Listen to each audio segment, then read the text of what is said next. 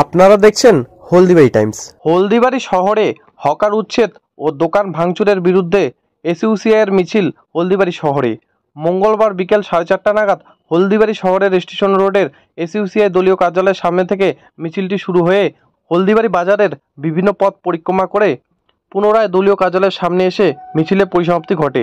এদিনের মিছিলের নেতৃত্ব দেন হলদিবাড়ির লোকাল কমিটির সম্পাদক রুহুল আমিন সহ পার্থ ভট্টাচার্য, কপিল বর্মন, আব্দুল জলিল সরকার, রেজ্জাক সরকার, নীলু হক, প্রদীপ রায় প্রমুখ।